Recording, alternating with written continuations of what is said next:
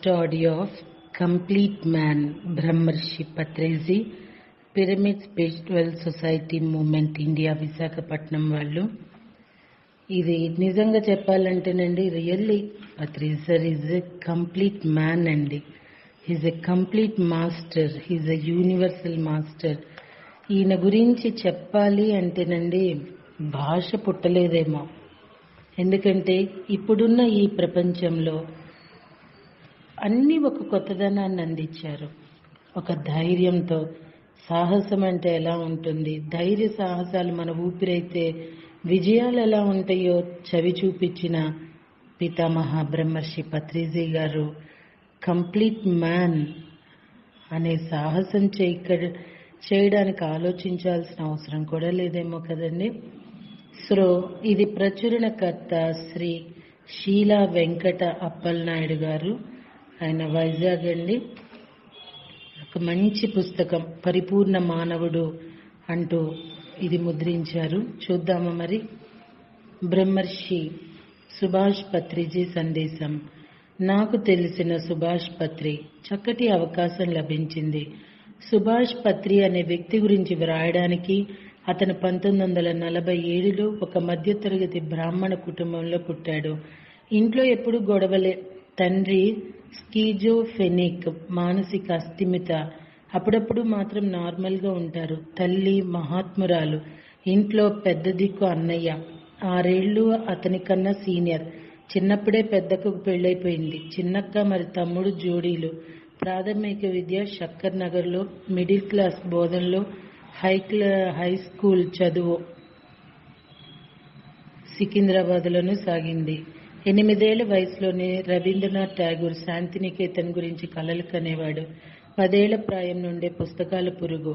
12 ఏళ్ల వయసులో విశ్వనాథ సత్యనారాయణ గారి 1000 పడగలు చదివాడు.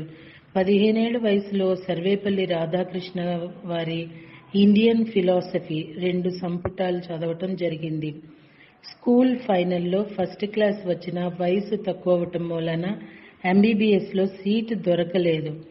బీఎస్సీలో చేరడం జరిగింది. ఆ మరుసటి సంవత్సరం ఎంబీబీఎస్లో చేరడానికి మార్కులు సరిపోలేదు. 10% తక్కువ ఉన్నాయి. 1966లో బీఎస్సీ పూర్తయింది. ఆ తరువాత 6 నెలలు ఎంఏ ఇంగ్లీష్ లిటరేచర్లో చేరి అది వదిలిపెట్టి బీఎస్సీ అగ్రికల్చర్ కోర్సులో చేరారు. 1970లో ఎంఎస్సీ అగ్రికల్చర్లో జాయిన్ అయ్యారు. ఎంఎస్సీ చదువుతూనే ఐఏఎస్ కాంపిటేటివ్ పరీక్షలు రాసేవారు. 1970లో 10 నెలలు తెనాలిలో ఇన్కమ్ ట్యాక్స్ ఇన్స్పెక్టర్గా పనిచేశారు. 1971లో గ్రూప్ 1 సర్వీస్లో సెలెక్ట్ అయిన అపాయింట్మెంట్ ఆర్డర్ జాప్యం అవటం మూలన చేరలేకపోయారు.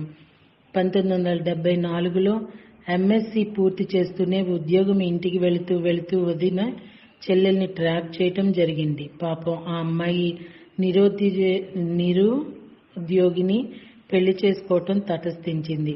ఎవరి కర్మకు ఎవరు కర్తలు. పెళ్లైన 1 సంవత్సరం పాటు నిరుద్యోగి అవతారం.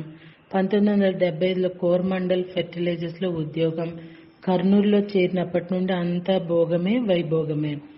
చిన్నప్పుడు ఇల్లు ఎప్పుడూ చదువులమయం, సాంస్కృతిక నిలయం. తల్లి గొప్ప సంగీత ప్రియురాలు. అన్నయ్య కర్ణాటక సంగీత శాస్త్ర ప్రియుడు, వేణువాద్య ప్రవీణుడు. 1963లో స్కూల్ ఫైనల్ కాగానే అన్నయ్య గారి గురువైన శ్రీ డిఎస్ చంద్రశేఖర్ గారి దగ్గర కర్ణాటక వేణు విద్యా శిక్షణ ప్రారంభం. అప్పటి నుండి కర్ణాటక సంగీతానికే హృదయం అంకితం. చిన్నప్పటి నుండి ఆటలంటే మహాప్రాణం. ముఖ్యంగా క్రికెట్. ఎప్పుడూ తోటి పిల్లలను పోగు చేసి క్రికెట్ టీంను తయారు చేసి మ్యాచ్లు ఆడటమే పని. ఎప్పుడూ తానే కెప్టెన్. చిన్నప్పటి నుంచే బ్యాట్స్మెన్, బౌలర్, మంచి వికెట్ కీపర్. అదేవిధంగా చెస్, టేబుల్ టెన్నిస్లో కూడా అందవేసిన చెయ్యి. ఇంట్లో నిరంతరం పేకాట. హైదరాబాద్ లాల్ బహదూర్ స్టేడియంకి వెళ్ళి క్రికెట్ చూడటం, రేడియోలో నిరంతరం కామెంటరీ వినడం హాబీ. గురువు గారైన చంద్రశేఖర్ గారు త్యాగరాజ ఆరాధనోత్సవం కమిటీ సెక్రటరీ. ఆయనతో పాటు ఊరంతా తిరగటం, చందాలు వసూలు చేయటం, త్యాగరాజ ఆరాధనోత్సవాల సమయంలో చిన్న చితక పనులన్నీ చేయటం అంటే ప్రాణం. సంగీతంలో ప్రగతి సాధించడం జరిగింది. 1974లో కొన్ని కచేరీలు చేశారు. ఆంగ్ల సాహిత్యం అంటే చిన్నప్పటి నుండి మక్కువ ఎక్కువ. కాలేజీకి వచ్చేసరికి క్లాస్ పుస్తకాలకు తక్కువ ప్రాధాన్యతనిచ్చి ఇతరితర రచనలు చదవటం అంటేనే ఎంతో ప్రీతి. షేక్స్పియర్, మిల్టన్, టాల్స్టాయ్ వీరందరి సాహిత్యం కరతలామాలకం. అలాగే తెలుగులో విశ్వనాథ సత్యనారాయణ, అడవి బాపిరాజు, శ్రీశ్రీ రచనలంటే చెవి కోసుకునేవాడు. 2 సంవత్సరాలు జర్మన్ భాష అధ్యయనం మర్చిపోయాను. చిన్నప్పుడే తబలా వాద్యం కూడా నేర్చుకోవటం జరిగింది. బొంబాయిలోని మేనకోడలు భరతనాట్యానికి ఎప్పుడూ వాద్య సహకారం. 1964లో తమ్ముడు లుకేమియా వ్యాధితో చనిపోయాడు. ఆ సమయంలో 6 నెలలు బొంబాయిలో ఉండటం జరిగింది. బొంబాయి అంతా కూడాను సగం కాలినడకన తిరిగారు. తమ్ముడు చనిపోయినా ఎన్నడూ దుఃఖం అనుభవించలేదు. ఇంట్లో పూజలు, వ్రతాలు, పండుగలు జరుగుతున్న వాటిల్లో మూర్ఖత కొట్టొచ్చినట్లు కనబడేది. అయితే అప్పటికి అసలైన ఆధ్యాత్మికత కానీ ధ్యానం కానీ పరిచయం కాలేదు. చిన్నప్పుడు కొంతమంది స్వామీజీల దగ్గరకు వెళ్ళినా సంపర్కం జరగలేదు. రామాయణం, మహాభారతాలంటే ఎంతో మక్కువ. కాలేజీలో 2-3 సార్లు ఎలక్షన్లో పోటీ చేశారు.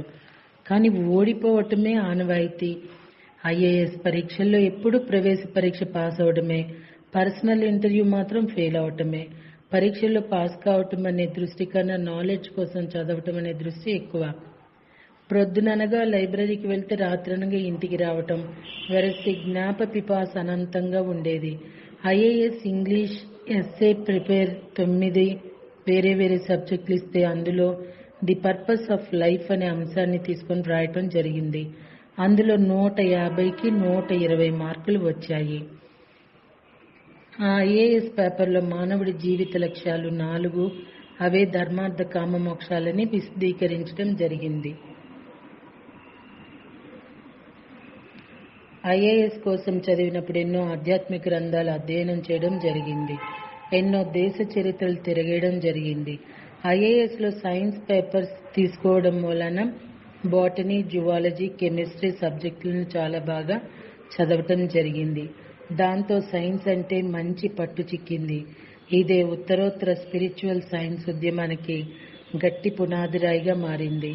అప్పటి సాధారణ జ్ఞాన పిపాస తదనంతరం ఆత్మజ్ఞాన పిపాసగా మారింది. చాలా ఇంట్రెస్టింగ్ అయినదేనండి. మరి రేపటి రోజున మరింత జ్ఞానాన్ని పంచుకుందామా? Thank you.